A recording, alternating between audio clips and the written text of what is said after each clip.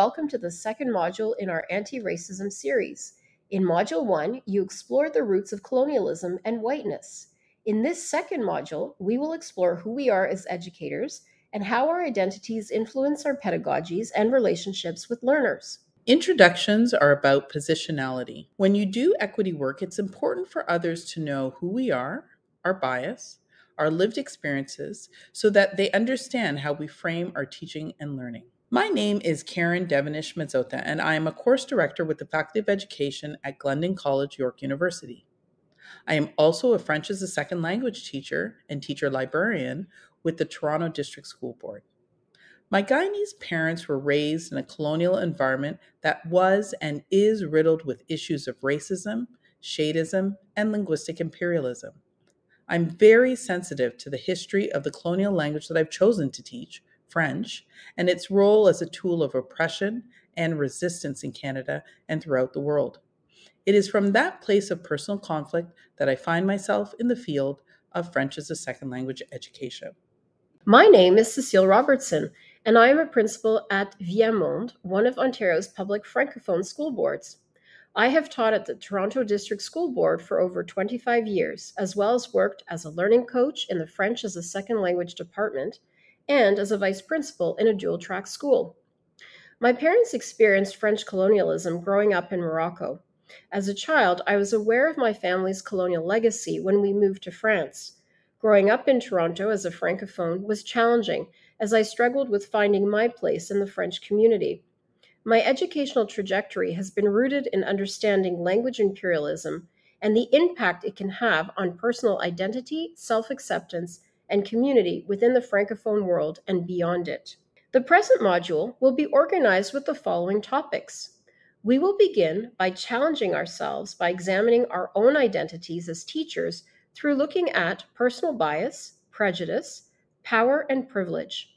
Then we will learn about intersectionality, positionality, and criticality, critical consciousness, and French as a second language curriculum. Throughout the module, we suggest that you keep a notebook or a Word document nearby to write your thoughts and reflections. We are challenging you to think about who you are as an FSL educator, more specifically about your personal value systems, your beliefs, and the attitudes that define and guide your teaching practice. Taking account of your own identity as an FSL educator is an important step towards being a reflective practitioner whose goal is to engage in conversations and thought processes that push personal and professional growth as a way to maximize student success. Please jot your thoughts down to the following questions. Why do you teach? What do you bring to the classroom? How has your personal history, childhood experiences, and/or school trajectories influenced how you see yourself as a language educator? How have your personal and professional experiences impacted your instructional practice? We will return to these questions at the end of the module. Today's webinar is inspired by the works of Dr. Goldie Mohammed, Associate Professor of Literacy, Language, and Culture at the University of Illinois at Chicago, whose research serves as a great framework for language educators who want to explore identity, theirs and their students, as the basis for challenging their ways of knowing and being in the classroom. It is essential for us as teachers to take account of our own narratives and histories to be able to plan for how we will grow in our profession. Take a moment to read the quote on the screen from Dr. Mohammed's inspiring book, Cultivating Genius. What does this quote mean for you? Through this quote, we can see the importance of identity as a core tenet in the context of teacher self-reflection, change, and transformation. Dr. Goldie Mohammed presents compelling work in the areas of identity and criticality that can have a great impact on FSL teaching and learning. Dr. Mohammed's work presents relevant ideas that can be applied to the realities of FSL educators who want to enrich their knowledge and practice and include identity and criticality as part of their daily practice. Screened in front of you is Dr. Goldie Mohammed's four-layered historical responsive literacy framework. Reflections on our identity and criticality will be aspects in this present module. By examining self, we will better place our own selves within the complexities that encompass issues of inclusion in schools. As well, We will better understand and identify with the feelings, ideas, thoughts, values, and opinions of the students, families, and colleagues that we work for and with. Let's think about Dr. Muhammad's definition of identity and perceptions. Identity is composed of notions of who we are, who others say we are, in both positive and negative ways, and whom we desire to be. Do you agree with this framing of personal identity? Why or why not? Do you disagree? Why or why not? In your notebook, take a moment to respond to these questions when thinking about your own teacher identity. Who are you? Who do others say you are? Who do you want to be? Dr. Daniel Yon, an anthropologist at the Faculty of Education at York University, identifies two particular ways of defining the term identity. First, identity can be viewed and understood as a fixed category, the representation of ourselves and others via particular attributes, for example, country of origin, nation, class, gender, and ethnicity. Similarly, Dr. Goldie Mohammed provides other examples of identity as a category, which may include racial, ethnic, cultural, gender, kinship, academic, intellectual, environmental, personal, individual, sexual, and community identities. For example, a person could self identify as Black, a person could self identify as cisgender, a person could self identify as neurodivergent.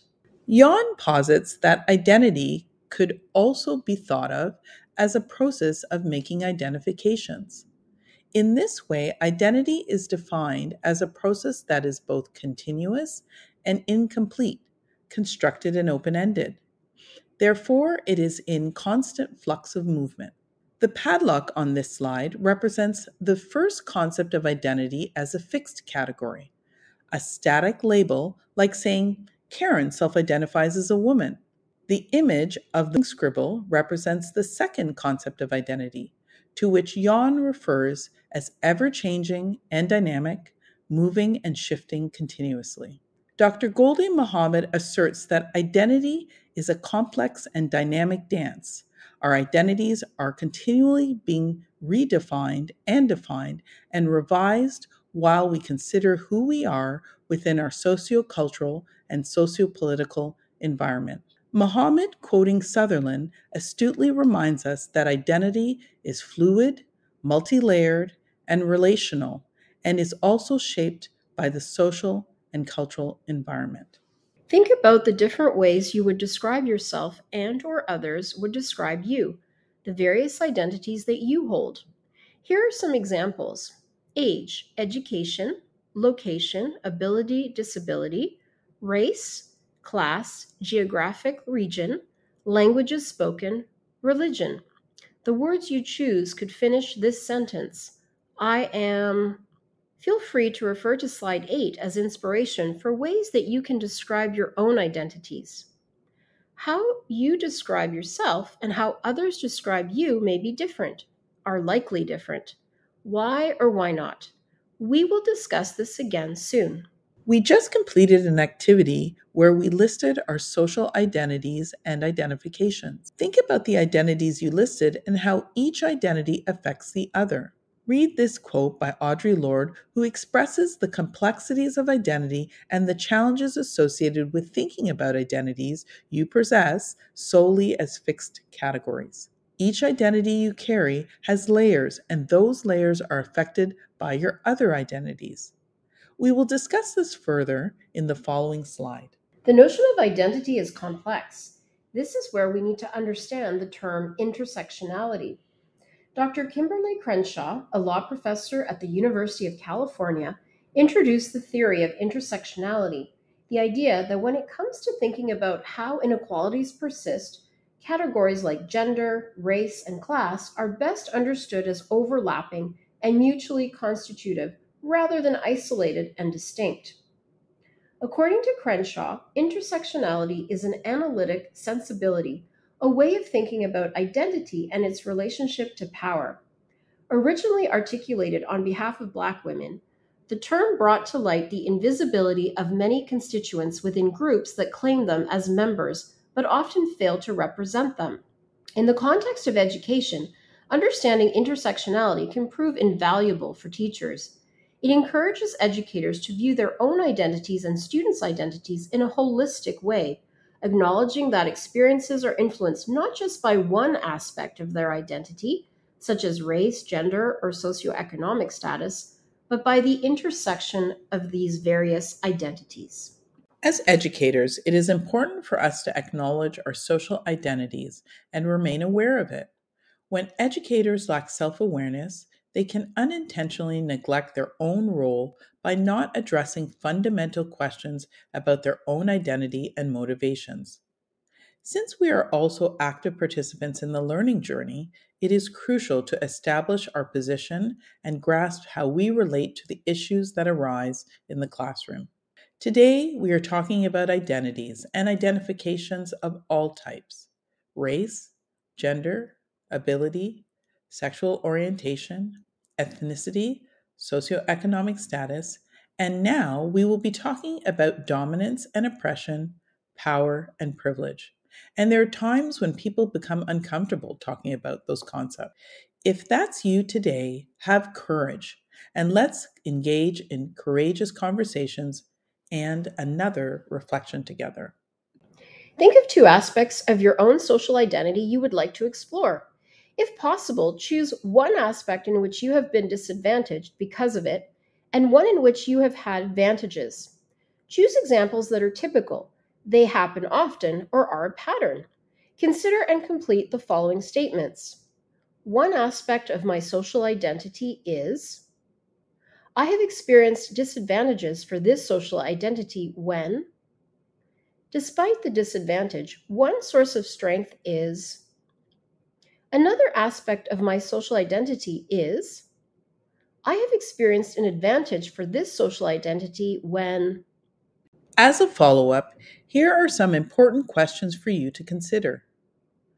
Number one, what might be an effect on people who are disadvantaged by many aspects of their social identities? How might they feel about themselves? How might they see the world? Is this you? How do you see the world? Number two, why might this have one effect on some people and different effects on others? What might contribute to that? Number three, what might be the effect on those people who are advantaged by most aspects of their social identity? How might they feel about themselves? How might they see the world? Is this you? How do you see the world? Number four, why might this have one effect on some people and a different effect on others? What might contribute to that? The questions we have asked since the beginning of this presentation were deeply rooted in your positionality as an FSL educator. More specifically, it is crucial to situate yourself as a way to question personal ways of knowing and being that directly impact how you teach and what you value in the context of pedagogy. Positionality means that you will be challenged to think about who you are as an FSL educator, more specifically about your personal value systems, your beliefs, and the attitudes that define and guide your teaching practice. Taking account of your own identity as an FSL educator is an important step towards being a reflective practitioner whose goal is to engage in conversations and thought processes that push personal and professional growth as a way to maximize student success. Reflections on self identity are key to understanding positionality as it challenges us to consider personal bias, implicit and explicit, power and privilege, which can result in stereotypes and discrimination. As we work through some of these examples related to bias and the implications for the FSL classroom, think about how bias is directly related to your belief systems and values, how this impacts your teaching practice, how you interact with students, and the ways that you approach the curriculum. Firstly, let's unpack the term bias. It is a tendency that can result in preferential and unfair treatment of students. It can also be associated with a perception of varieties of French language or cultures that advantages or suppresses one way of speaking, intonation, accent, geographic location, etc. Can you think of personal experiences where you were personally affected by a biased attitude? What did this make you feel?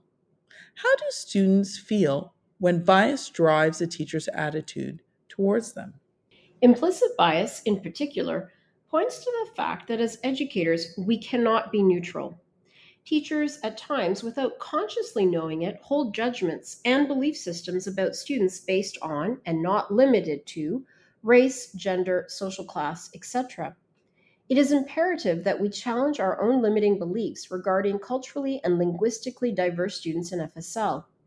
Too often, educator bias comes from our own past experiences and are a result of socialization through influences from our own homes, mass media, observations in your community environment, whether conscious or unconscious. In order to honor what learners bring to the classroom, we as FSL teachers need to believe that home language, for example, and additional languages are an important part of our FSL students' identities and language portfolios, and therefore cannot be viewed as the enemy to additional language acquisition. Instead, FSL teachers need to challenge themselves to frame additional languages as a resource. In terms of teaching materials, implicit bias can also be associated with perpetuating, whether consciously or unconsciously, stereotypes related to varieties of French cultures and language. For example, using the French flag to depict the francophonie without contextualizing it in the context of colonialism, white supremacy, and linguistic imperialism. Explicit bias is described as the conscious attitudes and beliefs that result in a direct thought and action that can manifest itself in the unfair or preferential treatment of students based on and not limited to race, gender, socioeconomic status, etc. Explicit bias can be associated with teaching and learning materials that validate cycles of oppression related to dominant culture or traditional ways of knowing and being. For example, asking students to discuss and write about summer holidays at the cottage, the assumption here is that all students have access to cottages. Another example is about making overt statements such as French from Quebec is not as good as French from France. Power is the ability to influence and or control others. In human relationships, some people have more influence, control, or power than others. Power may be used in positive and just ways or in negative and unjust ways. Sometimes the inequity of power can form a significant barrier in education. When we think about how white supremacy has impacted our views, colonialism and enslavement have not only defined how we view the world and each other, the effects have been imprinted in our psychology, our perceptions and our legacies, and on our institutions, such as education and law.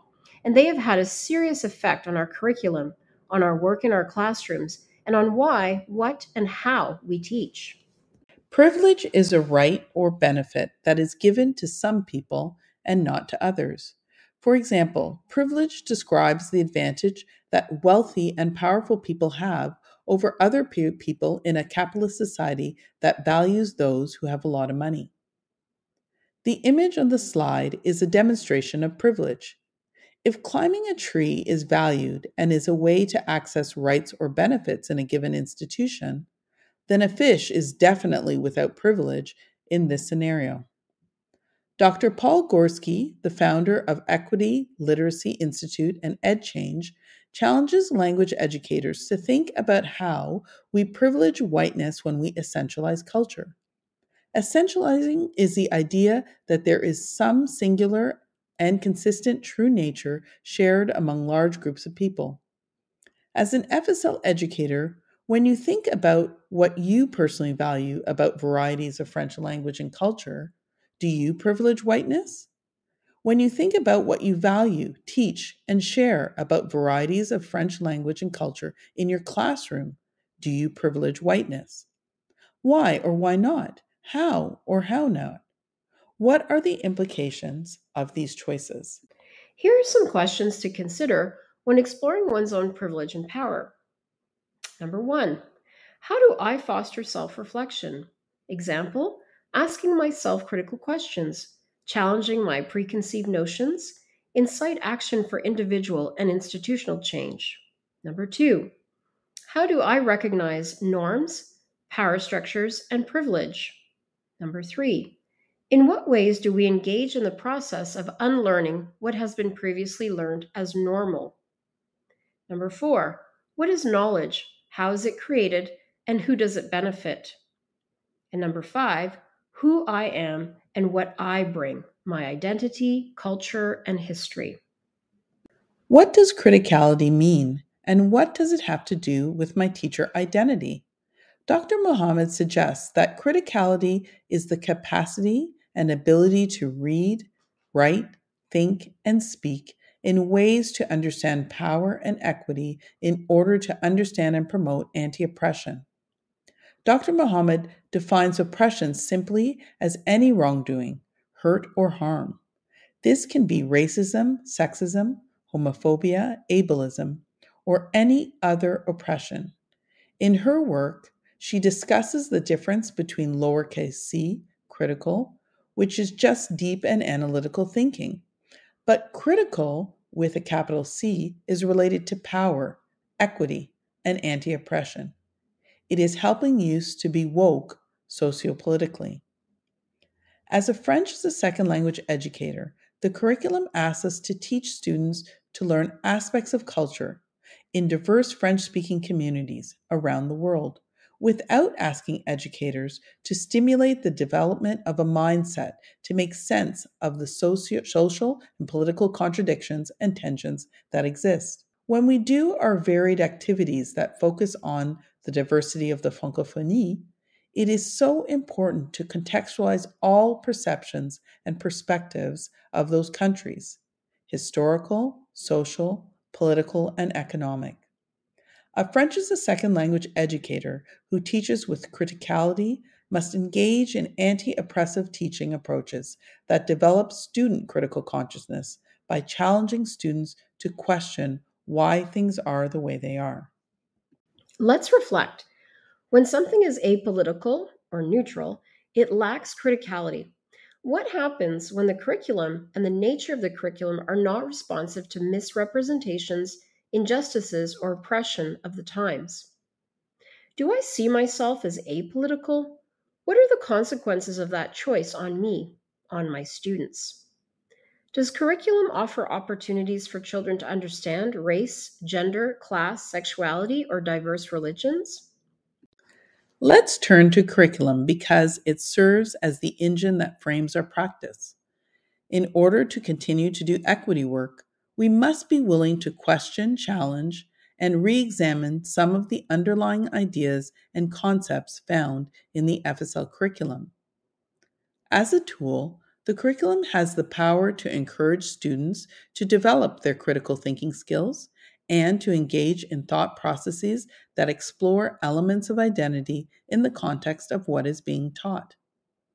More specifically, whose voices and identities are often overlooked or essentialized in the curriculum?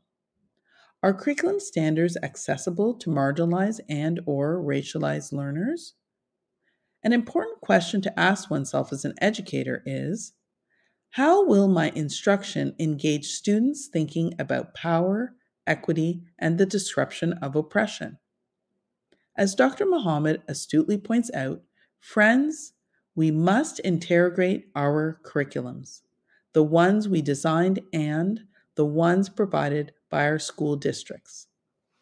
One of the key aims of the intercultural dimension of language teaching, as proposed by the Council of Europe project, is to, quote, develop intercultural speakers or mediators who are able to engage with complexity and multiple identities and to avoid the stereotyping which accompanies perceiving someone through a single identity.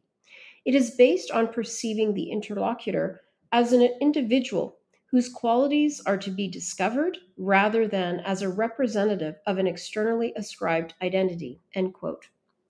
The French as a second language curriculum asks educators to support the development of intercultural knowledge and skills, a mindset of doing, not to teach cultural facts which inevitably will have bias. Throughout the French as a second language curriculum in Ontario, there are expectations listed with the intent to help students make connections and relate to diverse French-speaking communities and other societies.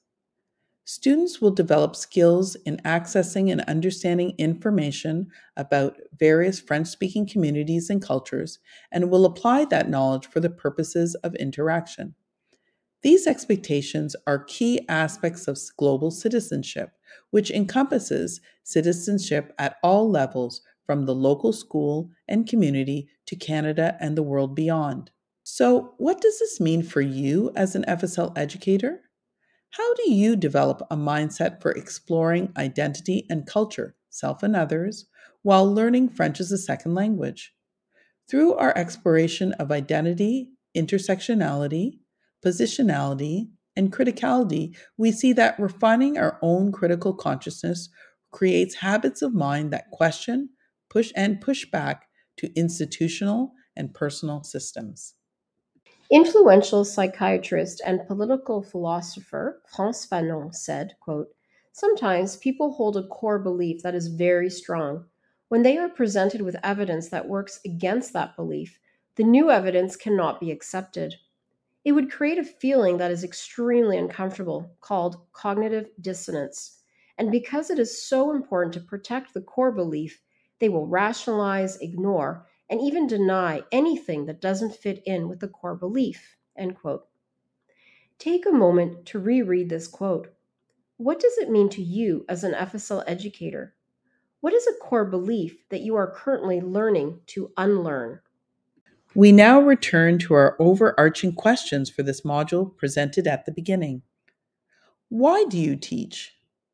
What do you bring to the classroom? How has your personal history, childhood experiences, and/or school trajectories influenced how you see yourself as a language educator? How have your personal and professional experiences impacted your instructional practice? We hope that this module was engaging and helped you think about your personal identity as the basis for transformative work and action in the FSL classroom. Your support and feedback support the development of future professional learning series. Please take a moment to complete the following survey. Should you have any questions or comments about this module, please send an email to omlta@omlta.org. These modules were created under the leadership of the Ontario Modern Languages Teachers Association. The OMLTA is a non-profit professional association that has been supporting French as a second language and international languages teachers of all programs and grade levels since 1886. These modules were designed to support FSL teachers to becoming anti-racist FSL educators through the development of the foundations presented in this series so they may feel more comfortable, confident, and equipped to be equitable and inclusive in their second language learning classrooms in a manner that is sincere and authentic. The OMLTA would like to thank the Ministry of Education for its financial support in developing this module series. In addition, a special thanks goes to the educators who contributed their expertise and their experience to the creation and development of these modules.